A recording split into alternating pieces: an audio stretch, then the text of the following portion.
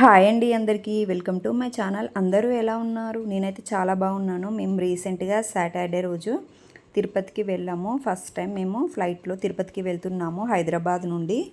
ఈ విధంగా ఎయిర్పోర్ట్కి వచ్చిన ఫస్ట్ ఫ్లోర్లో మనకి ఎయిర్పోర్ట్లో చాలా బాగా అన్ని షాపింగ్ మాల్స్ కూడా ఉంటాయి. చాలా ఎక్కువ కాస్ట్ కూడా ఉంటాయి. ఈ విధంగా వ్యూ చాలా బాగుంది. ఎయిర్పోర్ట్లో కూడా చూడండి, చాలా నీట్గా ఉన్నాయి ఎయిర్పోర్ట్స్.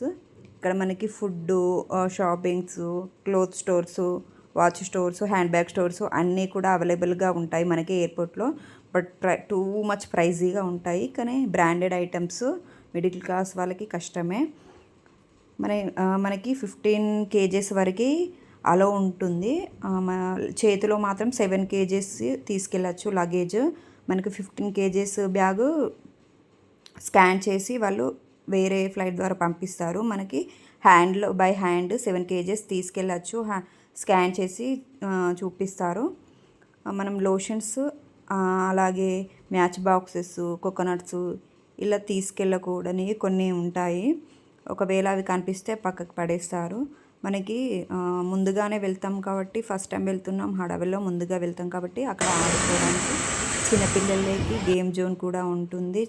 చాలా బాగా ఎంజాయ్ చేస్తారు పిల్లలు. మంచిగా ఫ్లైట్ ఎక్కేసాము. ఫ్లైట్ ఎక్కిన తర్వాత మనకి ఇక్కడ మన సీటు ముందు కవర్స్ ఉంటాయి. ఒకవేళ కొంతమందికి వామిటింగ్స్ వచ్చే ఛాన్సెస్ ఉంటాయి కాబట్టి మనకి కవర్స్ ఉంటాయి వామిటింగ్స్ చేసుకోవడానికి. అలాగే మనకి ఫ్లైట్ స్టార్ట్ అయ్యే ముందు మనము సీట్ బెల్ట్స్ కంపల్సరీగా పెట్టుకోమని అనౌన్స్ చేస్తారు. ఇక్కడ ఇన్స్ట్రక్షన్స్ కూడా ఉంటాయి, సీట్ బెల్ట్ పెట్టుకోవాలి. అలాగే మనకి చిన్నపిల్లలకి చెవులు మూస్తే బెటర్, ఎందుకంటే ఇయర్ పెయిన్ వచ్చే ఛాన్సెస్ ఉంటాయి. ఇలా ఫ్లైట్ వెళ్ళడం స్టార్ట్ అయింది. వర్షం వస్తుంది. అలాగే ఒక్కొక్కరికి టికెట్ 3800 అలా పడింది. హైదరాబాద్ నుండి తిరుపతికి చిన్నపిల్లలకు కూడా టికెట్ కంపల్సరీ ఉంటుంది. ఒకవేళ మనం ఫుడ్ యాడ్ చేసుకుంటే కొంచెం మనీ కూడా యాడ్ అవుతుంది. మేము పన్నీర్ టిక్కా 2 యాడ్ చేసుకున్నాము. అలాగే ఒక స్నాక్ బ్యాగ్స్ కూడా యాడ్ చేసుకున్నాము. అందుకనే మా ముగ్గురికి 13,000 అయింది. ఈ విధంగా మనకి ఫుడ్ కూడా వాళ్ళు తెచ్చిస్తారు. అలాగే బేవరేజెస్ మనకి ఇష్టమైనవి డ్రింక్ ఆర్ జ్యూసెస్ ఇస్తారు. ఒక 45 minutes తర్వాత మనము తిరుపతిలో ల్యాండ్ అవుతాం. చూడండి, కొండ వ్యూ చాలా బాగుంది.